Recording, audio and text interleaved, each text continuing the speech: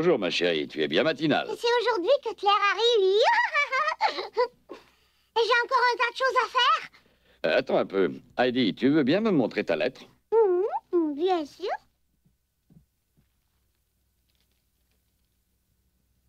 C'est écrit pour te dire que mon docteur arrivera sous peu dans les Alpes pour te rendre visite. Si je comprends bien, il n'y a que le médecin de Claire qui vienne. Grand-père, il faut que tu lises jusqu'à la fin. Heidi, je m'ennuie beaucoup de toi, tu sais. J'espère que nous nous verrons très bientôt. J'ai si hâte de te retrouver enfin. Alors tu vois bien qu'elle va venir. Ah non, mais tu comprends mal. Voyons, puisque le docteur vient, c'est que Claire vient avec lui. Oh, j'ai pas de temps à perdre. Ah, alors bien dormi, les chers. C'est aujourd'hui que j'attends mon amie Claire. C'est une bonne nouvelle, non? Surtout, il faudra pas la pousser comme vous le faites. Elle ne vous connaît pas, elle aurait peur. Allons, Kiki, veux-tu bien rester tranquille? Je suis sûre que Claire va vous adorer. Quand j'étais à Francfort, je lui ai bien parlé de vous. Hercule! Hercule, mon amie Claire s'en vient. Il faut pas que tu aboies devant elle, autrement tu auras affaire à moi. T'as bien compris? Tu m'écoutes, Hercule? Remets-toi un peu.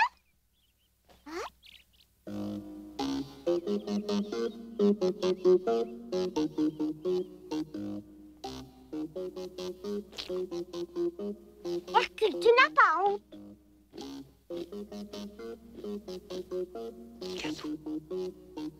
Oh, méchant chien, veux-tu m'écouter quand je te parle? Je te dis que Claire s'en vient. Oh. Tu me fais perdre mon temps, voyons, moi qui ai tout à faire dans la maison.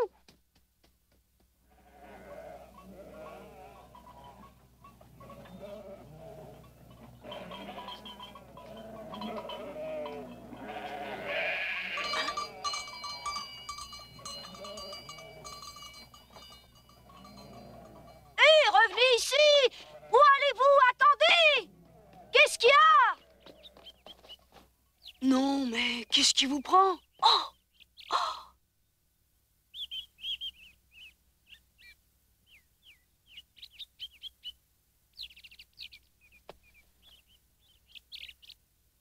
À mon âge, la montagne, c'est fatigant. C'est bien toi, Pierre? Je t'ai reconnu tout de suite. Heidi m'a beaucoup parlé de toi, tu sais. Bonjour, monsieur, qui êtes-vous? Je suis un ami de Heidi et de Claire. Je viens de Francfort, petit. Mais alors, c'est vous, le docteur de Claire?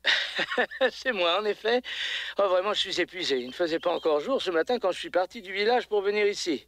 Tu veux bien me rendre service et me conduire au chalet de Heidi? Ben, oui. Bon, je te remercie. Je me demandais quel chemin suivre. Alors, petit, on y va? Oui, c'est plus très loin. C'est toi qui prends soin de toutes ces chèvres? Ouais. Oh.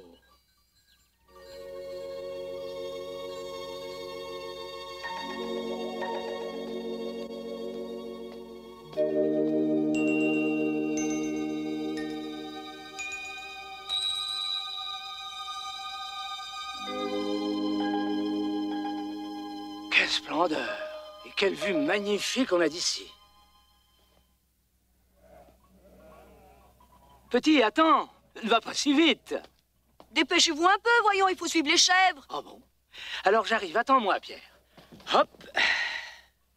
Moi, tu comprends, j'ai perdu l'habitude d'escalader les montagnes, la pente est un peu dure. Et Claire, elle est pas venue? Ah, mais non, elle est encore à Francfort. Ah.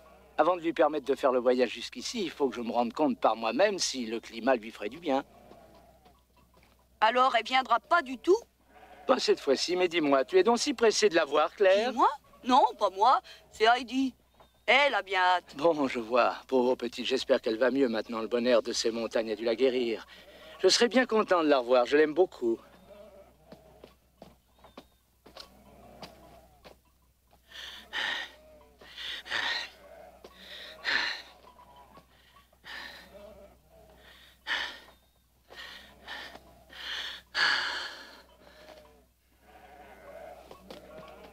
Voulez-vous que je porte votre sac? Tu es très gentil, ce n'est pas très lourd. Donnez-le-moi, j'ai l'habitude. C'est vrai? Dans ce cas, tiens, prends-le.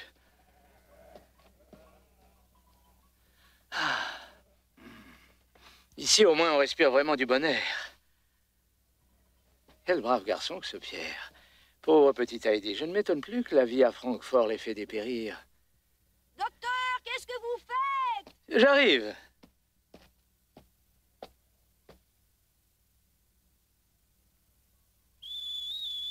Oh, tiens, voilà Pierre.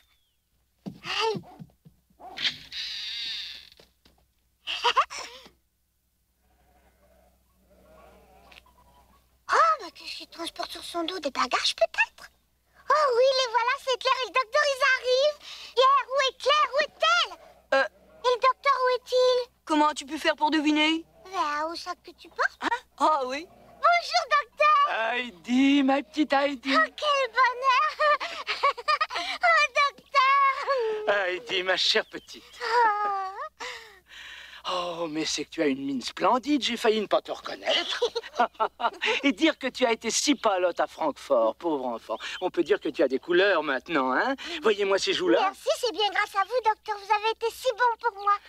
Et Claire, alors, où est-elle? Claire, mais elle va très très bien, elle m'a demandé de t'embrasser. Comment? Elle n'est pas ici avec vous? Est-ce qu'elle est demeurée à Dorfli ou à Aragos? Elle viendra vous rejoindre plus tard? Hein? Allons, voyons.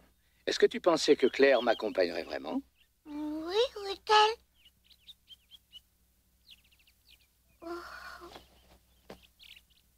Écoute-moi.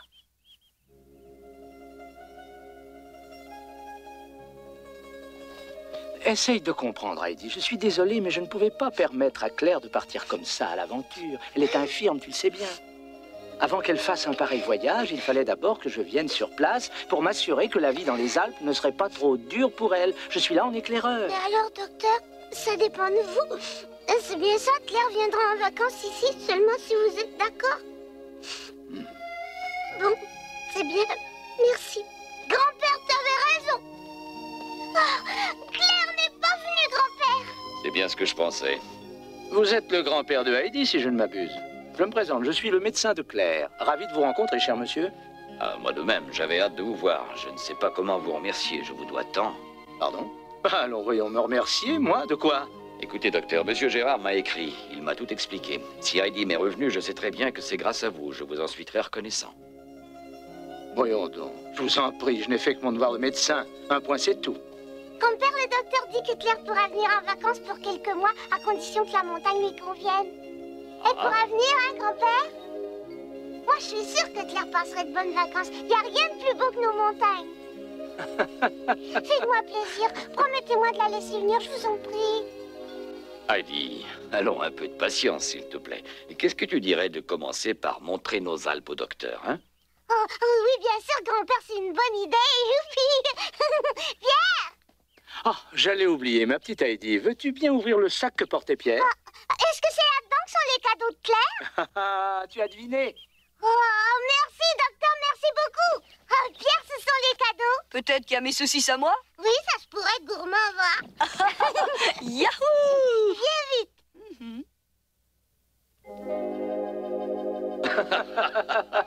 Que diriez-vous d'un peu de lait de chèvre? Il est très bon. Ah oui, je veux bien. Pour être franc avec vous, je meurs littéralement de soif. Oh, mon manteau. Et ça, Heidi, c'est pour qui? Oh, ce qu'il est beau, je parie que c'est le châle pour grand-mère. Du tabac, ça doit être pour grand-père, alors. Oh! Mais c'est mon cadeau! Oh, dis donc, oh, tu parles d'une taille. Oh! Voilà ce que j'appelle une saucisse! J'en avais jamais vu d'aussi gros avant! Et tu sais, il y en a plein d'autres. Oh! Oh, ça sent bon! Oh, non, attends, Pierre. Pourquoi? Qu'est-ce qui te prend? Je te défends de les manger maintenant. Il faut d'abord que je les remette à ta mère, c'est ce que Claire m'a écrit. Tu plaisantes, voyons, regarde tout ce qu'il y a! J'en mangerai qu'une, je t'assure! Non, pas question, fais ce que je te dis, Pierre. Ou alors moi, je renvoie le paquet à Claire. Ça, c'est vraiment la meilleure! Ne fais pas ta mauvaise tête, voyons, tu en mangeras ce soir. Allez, sois gentil, donne-la moi.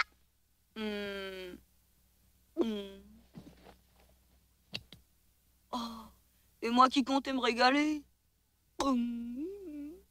Pierre, Hein?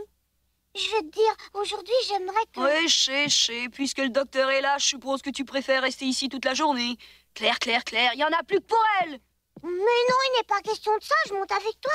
Hein? Tu viens au pâturage? Bien sûr, et puis on va emmener le docteur avec nous. C'est que tu comprends, il faut le persuader que l'air d'ici aiderait Claire à guérir. Sans ça, il ne la laisserait pas venir. On va l'impressionner en lui montrant nos belles Alpes, d'accord?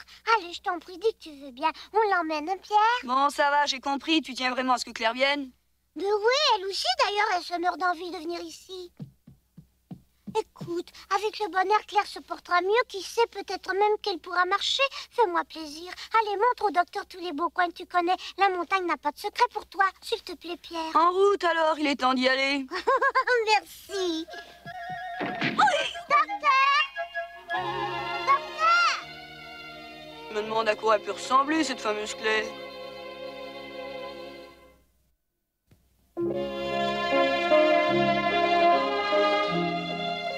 Et nos deux amis d'entraîner le docteur sur le chemin des pâturages. De splendides paysages se présentaient à ses yeux éblouis. Tout autour de lui n'était que paix et tranquillité. Il découvrit la douceur du repos après leur longue marche et le plaisir d'un repas frugal dévoré à belles dents. Son cœur était en fête, car jamais n'avait-il rencontré joie plus débordante que celle qu'animaient Pierre et Heidi. Même Dame Nature se faisait complice. Revêtue de ses plus beaux atours printaniers, elle aussi semblait saluer la venue du docteur en déroulant à perte de vue le spectacle féerique de ses sites enchanteurs pour mieux le séduire. Fine mouche, comme toujours, Heidi sentait que la partie était gagnée et que le jour n'était pas loin où le docteur permettrait à Claire de venir la voir.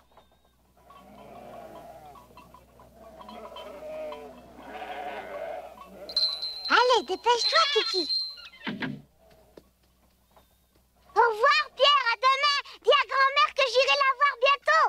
Promis, et surtout, pense à nos cadeaux. Hercule, je suis de retour. Hop là.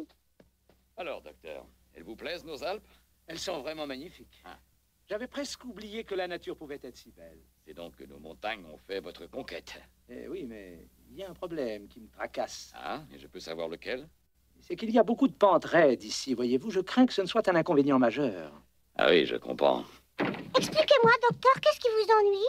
Ben voilà. Vous ne voulez plus que Claire vienne me voir? Heidi, voyons. Écoute, je veux voir Claire. Je le sais bien, Heidi. Soyez gentil, vous n'allez pas dire non, docteur. Nos montagnes vous plaisent, vous les aimez autant que moi. Heidi, je croyais que tu devais porter les cadeaux chez Pierre. Tu devrais te dépêcher avant qu'il ne soit trop tard, ma chérie. Ah, j'y pense. Je ne voudrais surtout pas abuser, docteur, mais pourriez-vous aller examiner la grand-mère de Pierre? Bien sûr, avec plaisir. Alors, Heidi, est-ce que tu veux bien de moi? Oui, mais à condition que vous ne disiez plus jamais que Claire ne viendra pas. Oh là là! Oh, tout ça pour Pierre et nous? Mais c'est beaucoup trop, je ne sais que dire. C'est un cadeau de Claire, Brigitte. Est-ce que je peux en prendre une tout de suite? Toi, ça suffit. Que je ne t'entende pas, s'il te plaît. Tu ne penses qu'à manger. Mais maman, j'ai faim, moi. Oh, Brigitte, faites-lui plaisir. Après tout, il a été bien patient. Vous pouvez lui permettre d'en prendre une. Je peux? Hein? J'ai le droit de me servir? Merci, Heidi. Oh, ce que je vais me régaler. Est-ce que tu aimes ça? Comme c'est bon. En tout cas, Pierre, tu manges avec appétit. Ça, vous pouvez le dire. Et voilà pour toi, grand-mère. Mais on dirait que c'est un châle, ma foi. Oh, ce qu'il est moelleux, je n'en reviens pas. Merci, petite, c'est si gentil. Merci aussi à vous, docteur. Je suis vraiment émue. Avec ce châle, je ne risque pas d'avoir froid pendant l'hiver, tant mieux. Je suis ravi que vous l'aimiez. Claire sera bien contente. Maintenant, est-ce que vous me permettriez de vous examiner? Mais avec plaisir, je vous en prie. Vous savez, je connais bien des vieilles dames qui voudraient se faire examiner par un grand médecin comme vous. Je me sens très flattée que vous preniez cette peine.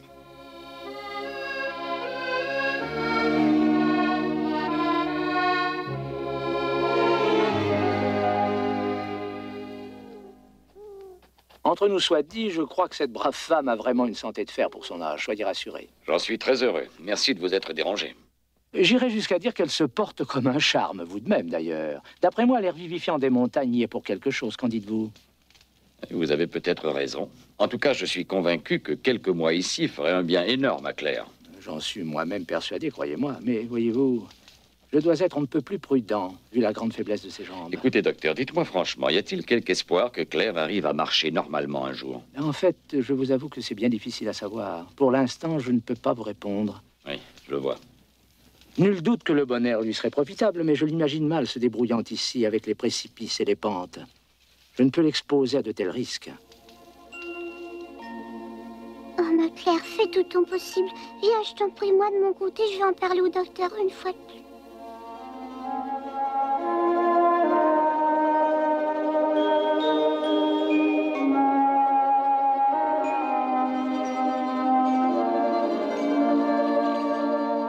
Je ne me suis jamais senti si bien reposé.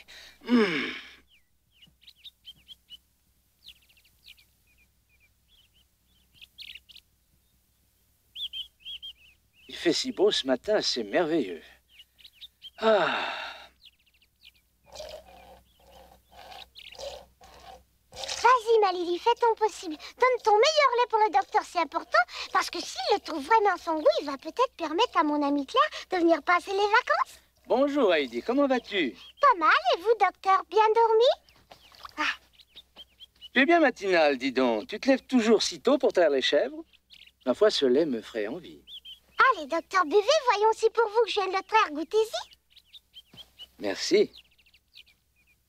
Ça m'a l'air délicieux.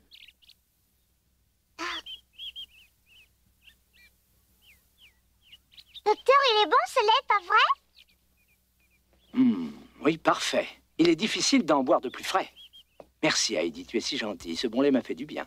Oh, tant mieux. Vous ne croyez pas alors que Claire irait bien mieux si elle pouvait en boire un peu, à condition, bien sûr, que vous lui permettiez de venir? Ma chère petite... Et si elle en boirait comme elle en voudrait, elle en prendrait des forces. Hein, grand-père? Bien sûr, mais il n'y a pas que ça, tu sais. Pourquoi donc, grand-père? Est-ce que tu n'es plus d'accord? Claire ne peut pas se déplacer sans fauteuil, Heidi. Voyons, tu le sais fort bien. Oh, oui, mais j'ai l'habitude du fauteuil, je peux bien la pousser comme à Francfort. Écoute-moi, Heidi. À Francfort, tu sais, c'était bien différent. Dans la maison, Claire ne courait pas de danger.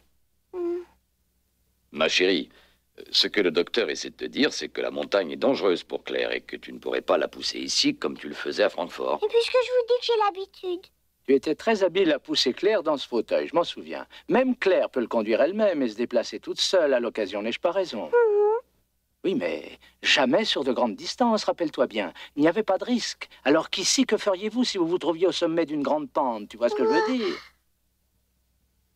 Tu comprends, n'est-ce pas? Mais docteur, il n'y a pas de quoi s'en faire. Grand-père et Pierre vont m'aider et moi, je vous promets que je ferai bien attention. Mais ma petite Heidi... Vous n'avez pas à vous inquiéter, docteur. Je veillerai bien sur Claire. Vous pouvez me croire, je vous jure. Et puis grand-père s'occupera d'elle. Pas vrai, grand-père, qu'on peut s'arranger? Faites-nous confiance. Heidi, le docteur n'est pas de cet avis. Mais moi, je veux qu'elle vienne, ma Claire. Il faut qu'elle vienne, je vous dis. Oh, je vous en prie, docteur, permettez-lui de venir. Elle y tient beaucoup. Heidi, regarde ce que tu as fait. Oh, c'est affreux.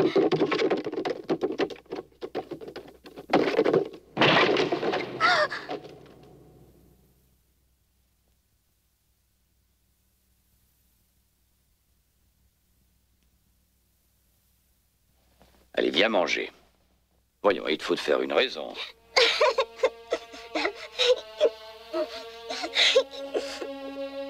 Oh, grand-père, je sais bien que Claire ne pourrait pas se servir d'un fauteuil ici. Et puis après, à Francfort non plus. Il n'y est pas utile son fauteuil. Moi, je sais bien, jamais elle ne se déplace. Elle est prisonnière chez elle et elle s'ennuie à mourir. Vous, docteur, l'avez-vous déjà vu aller faire une promenade dans son fauteuil roulant? Non, elle reste à la maison, comme si elle ne pouvait pas s'en passer. Voyons donc, docteur, pour vous, on pourrait croire qu'il n'y a que son fauteuil qui compte. Bien, si vous voulez le savoir tous, elle n'aime pas du tout son fauteuil. Elle voudrait bien l'oublier. D'abord, vous ne me ferez jamais croire qu'elle ne serait pas mieux ici, assise dans l'herbe au soleil, que dans son fauteuil à Francfort. J'ai de la peine, et moi qui espérais tant votre aide. Pauvre Claire, à part moi, il n'y a personne qui la comprenne. Calme-toi. Pardonnez-moi, cher docteur, mais je crois qu'il faut reconnaître le bien fondé des arguments de Heidi. Il vaut beaucoup mieux que Claire puisse venir respirer l'air de nos Alpes plutôt que de rester enfermée dans sa maison. Je comprends votre point de vue, mais enfin... Puis dans le fond... Quand on y pense, peut-être que c'est vous qui avez raison. Claire se fie beaucoup trop à son fauteuil pour vouloir tenter de se lever. Mais voilà. Mais oui, voilà ce qu'il faut faire, c'est bien vrai. Il faut avouer que ce fauteuil ne lui est pas vraiment indispensable. On peut dire qu'il l'empêche de progresser même. Ici, au moins, elle le quitterait, son fauteuil. Elle sentirait l'herbe sous ses pieds, cela lui donnerait confiance. Décidément, c'est la meilleure solution. Après tout, c'est Heidi qui a raison. Pauvre petite Claire. Merci, ma chère petite Heidi. Dites-moi, monsieur, pourrais-je me permettre de vous demander de prendre soin de Claire? Vous pouvez compter sur moi. Vous dites oui, docteur? Mais oui, tu m'as ouvert les yeux. Je ne tenais compte que de ce fichu fauteuil, c'est stupide. Ma petite fille, grâce à toi, j'ai compris que je faisais fausse route. Merci. Je te donne ma parole. Claire viendra te rendre visite. Oh, merci, docteur, merci.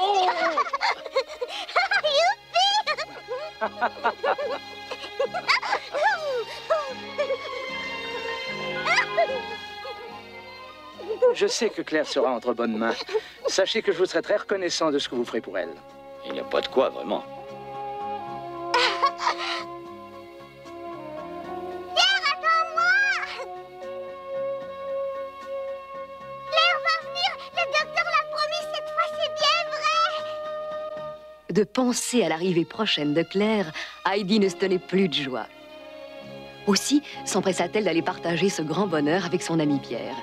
La nature, en fait, semblait dire à Heidi que le temps était proche où tous les êtres chers à son cœur seraient réunis autour d'elle.